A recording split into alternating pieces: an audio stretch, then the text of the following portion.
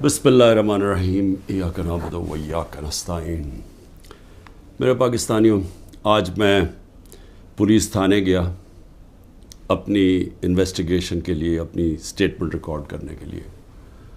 تو میرے لیے تو اب ایسے ہے کہ عدالتیں میرا آفس بن گئی ہیں، ہر روز میں آفس جاتا ہوں جس طرح، اور یہ انویسٹیگیشن پولیس کے بار بار پولیس اور جی آئی ٹیز کی انویسٹیگیشن میں بھی جاتا ہوں۔ میں صرف اپنی قوم کو آج یہ بتانا چاہتا ہوں کہ مجھے اس دوران میں اللہ کا شکر ادا کرتا ہوں کہ یہ جو میں 14 مہینے سے گزرا ہوں، میں نے 27 سال پہلے تحریک انصاف شروع تو کی تھی کہ اس ملک میں سب سے بڑا مسئلہ یہ ہے کہ انصاف نہیں ہے۔ مطلب انصاف کا مطلب یہ، انصاف اب یاد رکھیں ہمیشہ کمزور کو چاہیے ہوتا ہے، طاقتور اپنے آپ کو قانون سے اوپر رکھتا ہے۔ امریکہ اپنے آپ کو انٹرنیشنل کرمنل کورٹ کا حصہ نہیں بنانا چاہتا کیونکہ وہ طاقتور ہے، لیکن کمزور ملک اس کا حصہ بننا چاہتے ہیں کیونکہ ان کو طاقتور سے تحفظ چاہیے۔ جنگل کے اندر کمزور کو کوئی تحفظ نہیں ملتا، جو طاقتور ہوتا ہے بس اس کا راج ہے۔ تو انسانی معاشروں کے اندر، جس طرح میں آپ کو بار بار یہ چاہتا ہوں آپ کے ذہنوں میں چلا جائے کہ اللہ کے سارے پیغمبروں کا اصل مشن ہی انصاف تھا۔ اور پھر سے بتا دوں، انصاف آزاد کرتا ہے انسانوں کو، کیونکہ ان کے حقوق طاقتور سے اس کی جب تحفظ دیتا ہے تو انسان آزاد ہو جاتے ہیں، اور آزاد انسان کی پرواز اوپر جاتی ہے۔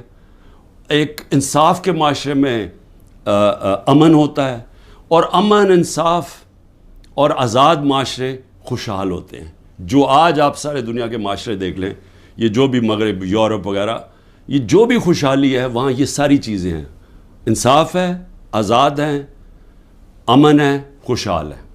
ہمارا مسئلہ یہ ہے کہ انصاف نہیں ہے، تو یہ میری سٹرگل چلی تھی۔ تو ان 14 مہینے میں مجھے صحیح طرح اندازہ ہوا ہے کہ یہاں تو بیچارہ کمزور پس جاتا ہے، یہاں تو جو ہمارا انصاف کا نظام ہے، اس بیچارہ اس کو تو وہ بالکل نہتا ہے، اس کو معاشرہ بالکل اس کی حفاظت نہیں کرتا۔ میں اپنی پارٹی کو بھی کہتا ہوں کہ جو اب ہمارے سے گزر رہی ہے، ہمارے گھروں میں گھس کے، رشتہ داروں کے بچوں کو اٹھا کے لے جاتے ہیں، عورتوں کو تنگ بدتمیزی کرتے ہیں، کئیوں کی جگہ عورتیں بھی اٹھائی ہیں، ان سے بدتمیزی کی ہے، سیف لوٹ لیے ہیں، گھر لوٹ لیے ہیں، گھر توڑ دیے ہیں، بزنسز بند کر دیے ہیں۔ تو یہ جو ہمارے سے ہو رہا ہے، یہ سارے کمزور طبقے سے ہوتا ہے پاکستان میں، جب وہ طاقتور کے سامنے اس کا ٹاکرا ہوتا ہے۔ آج اندرون سندھ آپ چلے جائیں تو جو وہاں لوگوں کا کمزور طبقے کا حال ہے، میں آپ کو یقین دلاتا ہوں کہ انسانی معاشرے میں ایسے لوگوں کو کوئی نہیں رکھ سکتا۔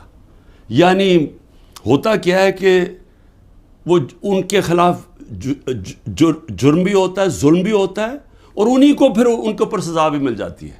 یہ ہر جگہ ہے، یہ ہمارا بدقسمتی سے پختونخوا میں تھوڑا سا کم ہے، لیکن جس طرح آپ نیچے جاتے جائیں، پنجاب، پھر صدرن پنجاب، پھر سندھ، وہاں تو کوئی کمزور کی کوئی سننے والا نہیں ہے۔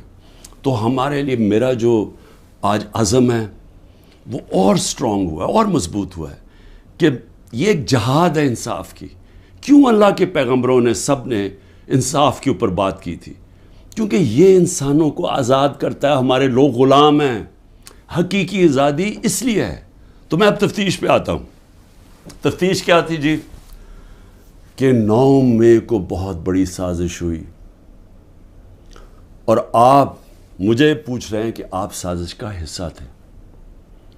میں نے ان کو کہا سازش ہوئی، اس میں کوئی شک نہیں، وہ سازش تھی، لیکن سازش سے فائدہ کس کو ہوا اور نقصان کس کو ہوا؟ اگر سازش سے ہمیں فائدہ ہوتا تو تبھی آپ کہتے نا کہ ہم نے سازش کی ہے۔ اگر سازش کی وجہ سے 10,000 لوگ ہمارے جیلوں میں ہیں، سینئر لیڈرشپ جیلوں میں ہیں، اب میرے 200 پہ کیس پہنچنے لگے ہیں، ہمارے گھر توڑے جا رہے ہیں، بزنسز بند کی جا رہی ہیں، وہ جیلوں میں سے صرف وہ چھوٹتے ہیں جو کہیں جی کہ میں آج تحریک انصاف چھوڑ رہا ہوں، اب وہ نکل سکتا ہے، اور پھر سب کچھ معاف ہو جاتا ہے، سارے اس کے کیس ڈراپ ہو جاتے ہیں۔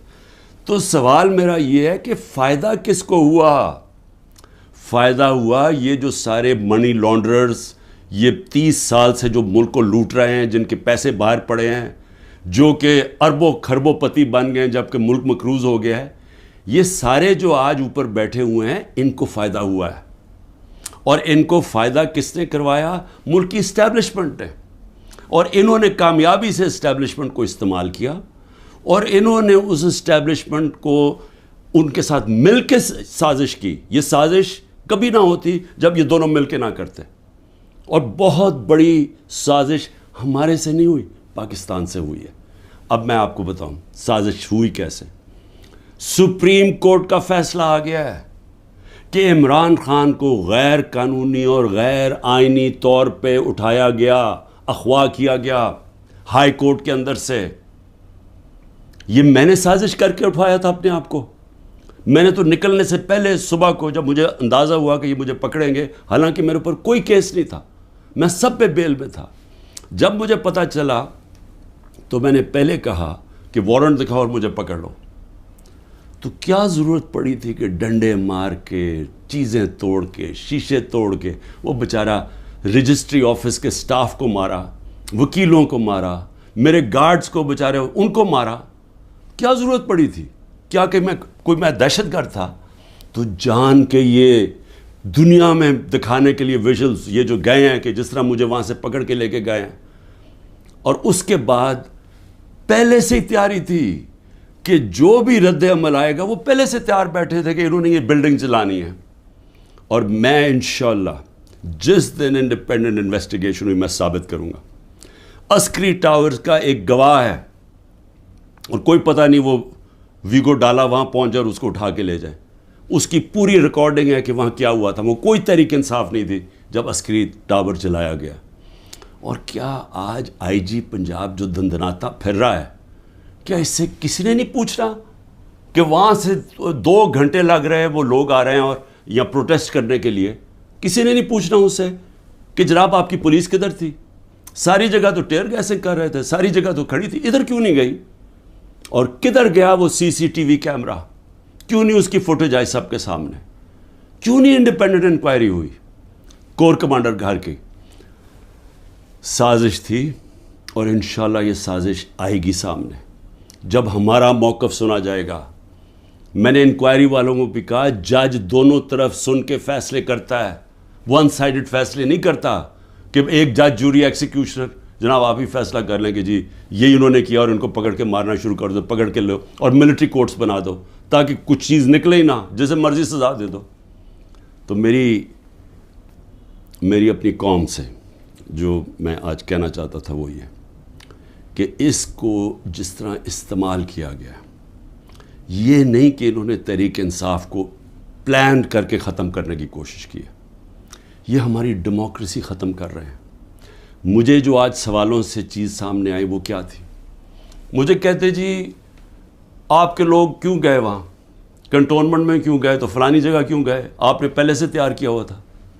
میں نے ان سے پوچھا کہ جب مجھے کمانڈو ایکشن سے اٹھایا جا رہا ہے وہاں تو کدھر جانا تھا لوگوں نے پروٹیسٹ کرنے؟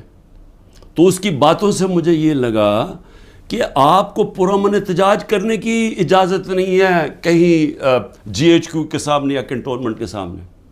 مجھے بتائیں آئین میں کدھر لکھا ہوا ہے؟ کہیں آئین میں لکھا ہوا ہے تو میں مانوں کہ میں نے قانون توڑا ہے. آئین میں لکھا ہوا ہے کہ آپ کا حق ہے، ہر پاکستانی کا حق ہے کہ جب ناانصافی ہو، سمجھے، ناانصافی کے خلاف آپ پروٹیسٹ کر سکتے ہیں پرامن طور پہ. یہ آپ کا آئین کا حصہ ہے. اور ناانصافی ہوئی تھی، سپریم کورٹ نے کہا کہ ناانصافی ہوئی ہے. سپریم کورٹ نے اپنے فیصلے میں کہا ہے کہ غیر آئینی اور غیر قانونی طور پہ عمران خان کو اٹھایا گیا. اور پھر جس طرح ذلیل کر کے مجھے اٹھایا گیا، تو کیا یہ بھیڑ بکریاں تھیں؟ یہ تحریک انصاف کے جو لوگ تھے وہ بھیڑ بکریاں تھیں، چپ کر کے بیٹھ جاتی؟ کیا انہوں نے غلط کیا تھا کہ اگر وہ پرامن احتجاج کے لیے نکلے تھے؟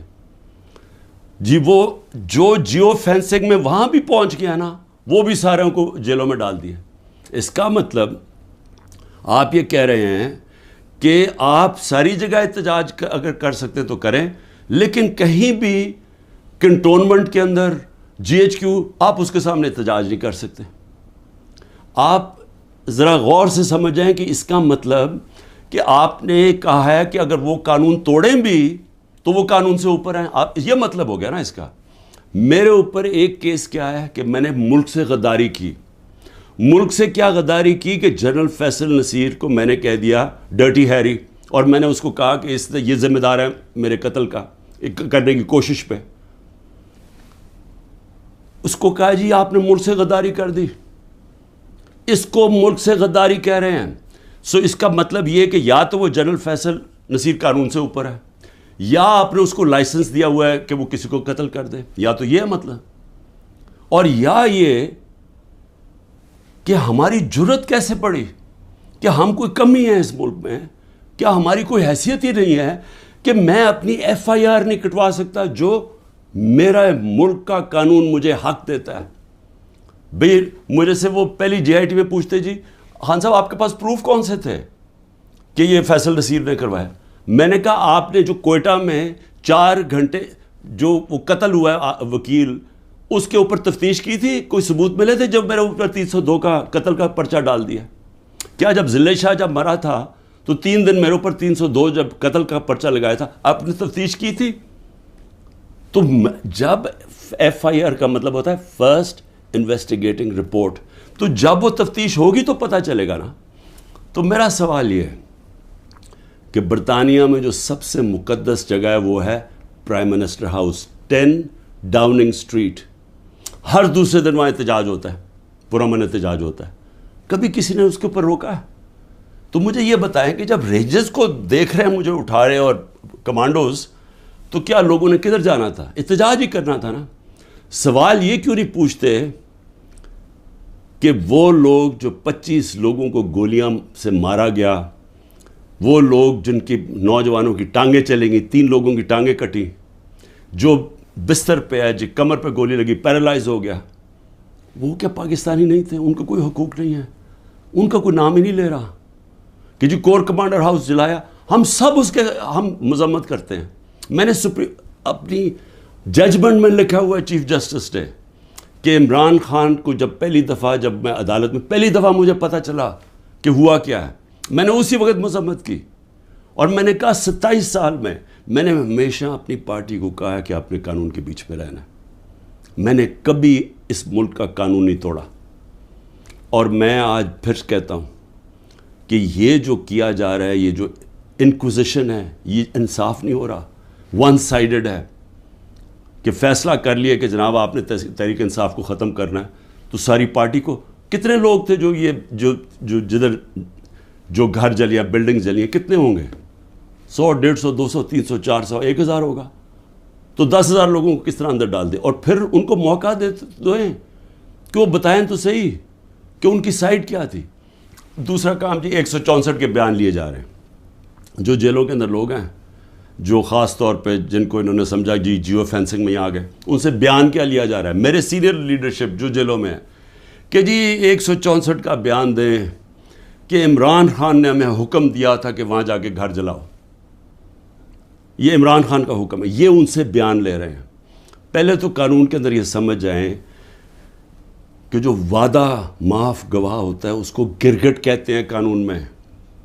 گرگٹ کا مطلب کہ وہ رنگ بدلتا ہے, وہ جدھر ہوتا ہے جس کے ساتھ ہوتا ہے اسی طرح کا بن جاتا ہے, اس کی کوئی اہمیت نہیں ہوتی. 2 مہینے سے کوشش کر رہے ہیں. اعظم خان کو ادھر پکڑا ہوا ہے, سینئر پاکستان کا سینئر بیوروکریٹ, اس کو اغوا کیا ہوا ہے.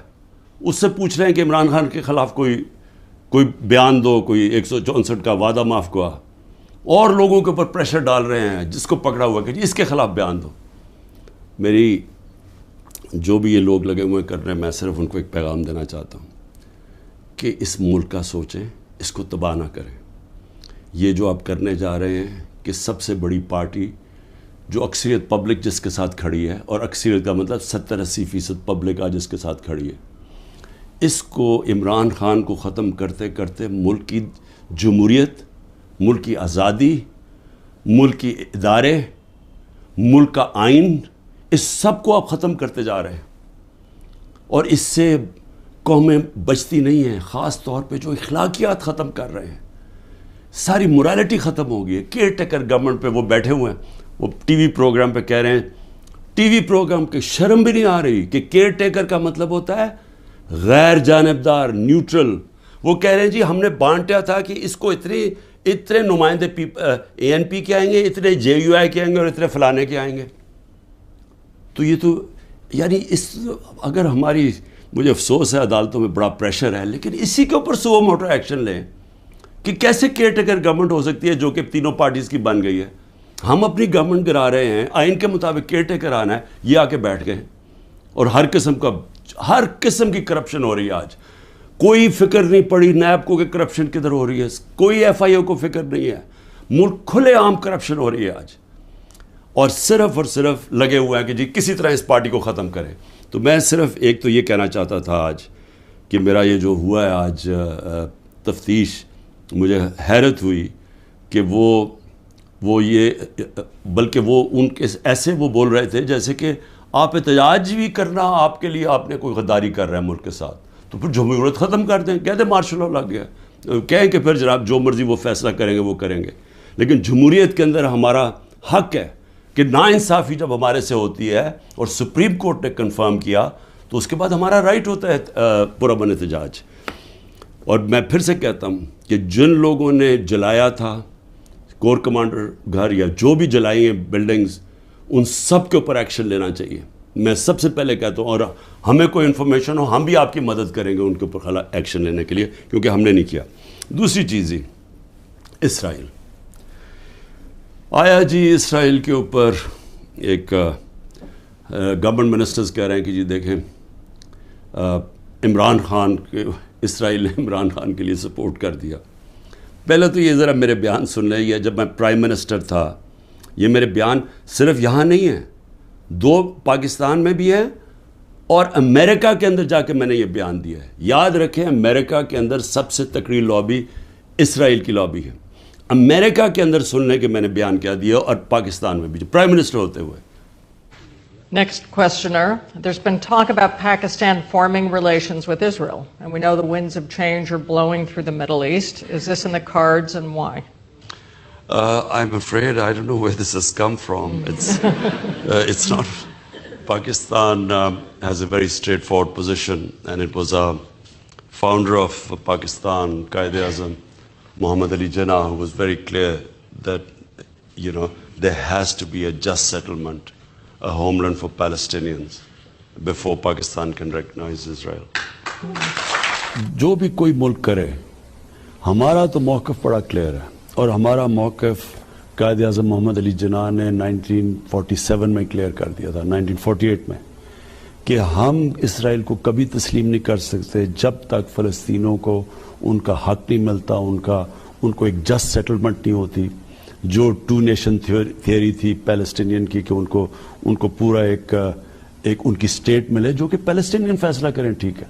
جب تک وہ نہیں ہوتا, اگر ہم وہ تسلیم کر لیتے ہیں تو ہمیں پھر کشمیر کا بھی, ہمیں ایگزیکٹلی سچویشن کشمیر کا ہے تو ہمیں وہ بھی گیو اپ کرنا چاہنا چاہیے. تو اس لیے پاکستان نہیں تسلیم کر سکتا اسرائیل کو. اب امریکہ میں میری بیان کی کیا اہمیت ہے, کیونکہ یہ جو 2 ہیں نا, نواز شریف اور زرداری یا ان کے بچے, میں چیلنج کرتا ہوں کہ یہ جا کے امریکہ کیا پاکستان میں بیان دے دیں ان کے خلاف, لیکن امریکہ میں جا کے دیں.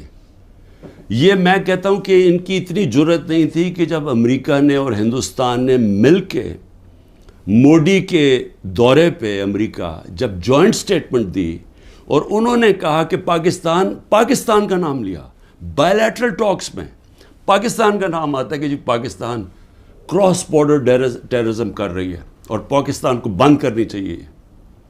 کسی کا بیان نکلا کسی کے منہ سے, کہیں وہ بیٹھا ہوا نواز شریف کہ اس کے منہ سے کوئی آواز نکلی, کہیں زرداری کے منہ سے کوئی آواز نکلی؟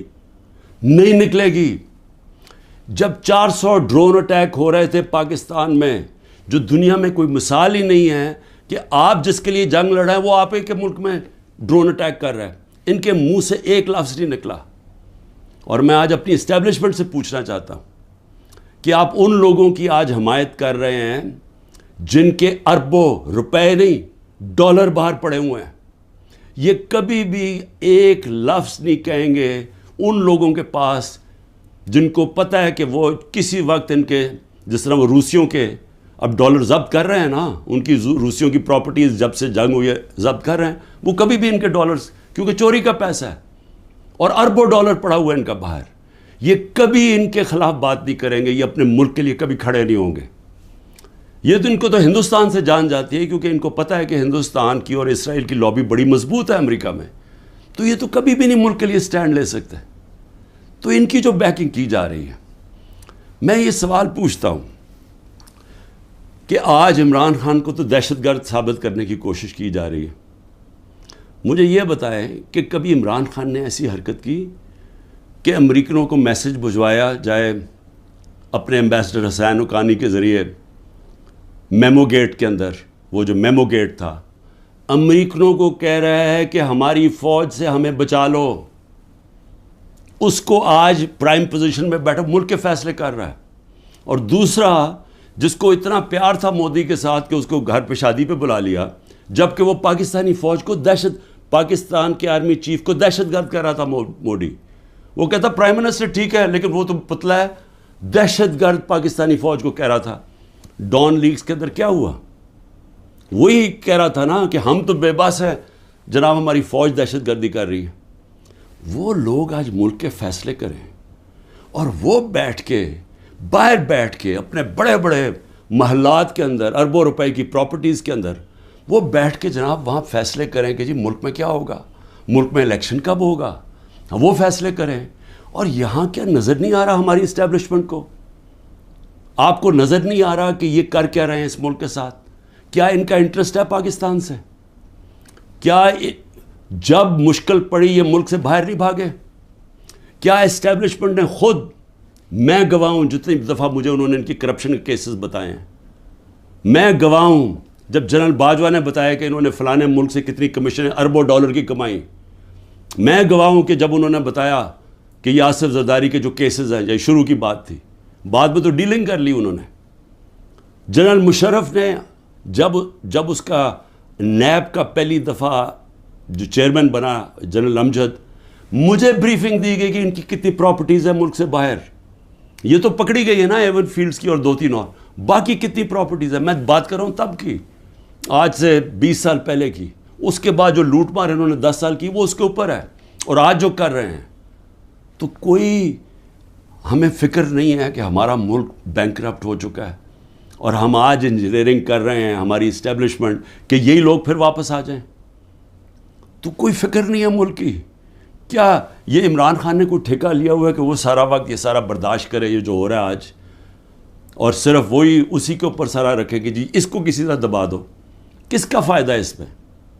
اور اس لیے میں آخر میں صرف یہ کہنا چاہتا ہوں کہ دیکھیں یہ بڑی خواب ہے پاکستان کی، بڑا، اس کے لیے بہت بڑے ذہن تھے علامہ اقبال، اس کے لیے جس نے کس طرح کی سٹرگل کی، وہ بہت ہی بڑے لیڈر تھے، قائد اعظم.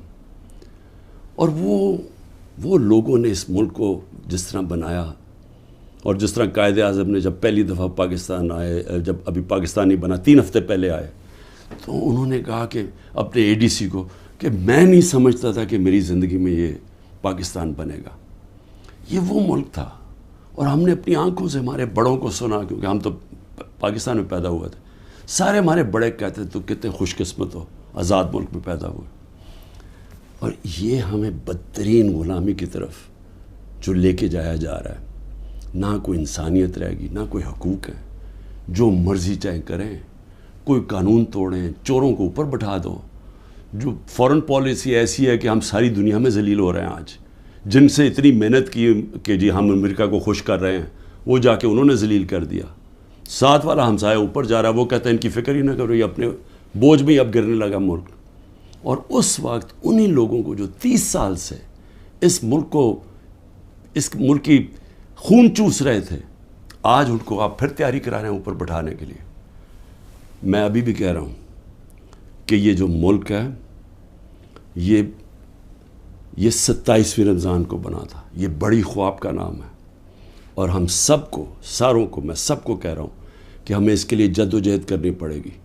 اور میں انشاءاللہ پھر سے میں ریپیٹ کرتا ہوں، میں بار بار کہتا ہوں، جو بھی ہو جائے میں بھی ہر قربانی کے لیے تیار ہوں اس ملک کی آزادی کے لیے، اور میں آپ سب کو کہہ رہا ہوں کہ آپ کو تیار ہونا پڑے گا قربانی کے لیے، کیونکہ آزادی گھر میں بیٹھ کے نہیں ملتی، زنجیریں گرتی نہیں ہیں، توڑنی پڑتی ہیں، جد و جہد کرنی پڑتی ہے۔ پاکستان زندہ باد۔